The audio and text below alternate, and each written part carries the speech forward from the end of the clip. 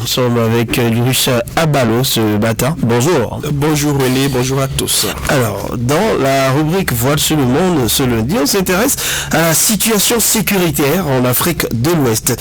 D'abord, la Côte d'Ivoire devient un refuge pour de nombreux Maliens, vous nous dites. Effectivement René, depuis plusieurs mois, la Côte d'Ivoire accueille un nombre toujours plus important de réfugiés venus du Mali. Beaucoup fuient des situations extrêmement difficiles, attaques armées, villages incendiés, enlèvements ou encore conflits entre groupes communautaires. Dans certaines régions, impossible, surtout dans le nord et le centre du pays. Face à cette insécurité qui dure depuis des années, les familles n'ont souvent d'autre choix que de prendre la route et de traverser les frontières pour trouver un endroit plus stable et paisible. La Côte d'Ivoire apparaît comme un havre de paix relatif, avec un climat politique plus apaisé et des infrastructures sociales encore fonctionnelles. Dans des villes comme Korogo, Odiéné ou même Abidjan, l'arrivée de ces réfugiés est désormais bien visible, donnant un nouveau visage à certaines communautés locales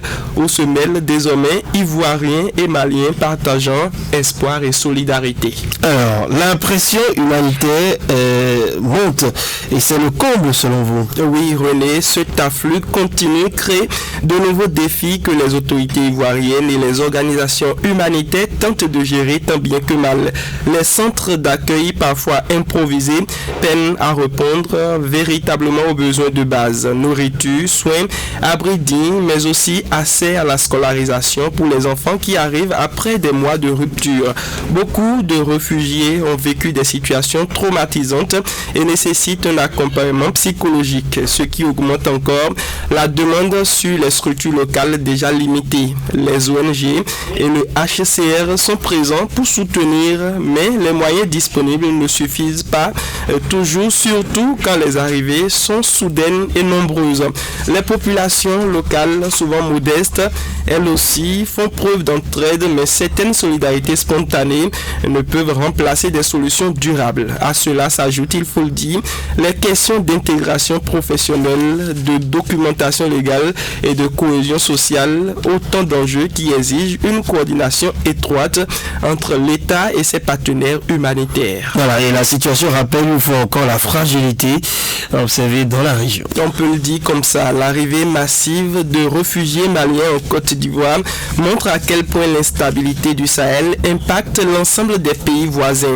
Même si la Côte d'Ivoire reste plus stable que beaucoup de pays de la sous-région, elle n'est pas totalement à l'abri des répercussions de cette crise prolongée. Les frontières restent poreuses, les groupes armés circulent et les tensions régionales obligent les États ouest-africains à redoubler d'efforts pour maintenir la sécurité.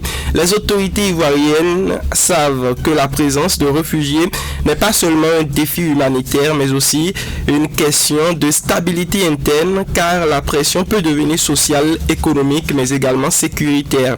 Pourtant, pour les réfugiés maliens, la Côte d'Ivoire représente toujours une chance de recommencer, de trouver un peu de calme et de reconstruire leur vie. Mais beaucoup rêvent encore de retourner un jour dans un pays, un Mali en paix. Pour l'instant, cette paix reste fragile et incertaine, ce qui explique pourquoi la crise continue d'avoir un impact durable sur toute la sous-région ouest-africaine. René Soglo.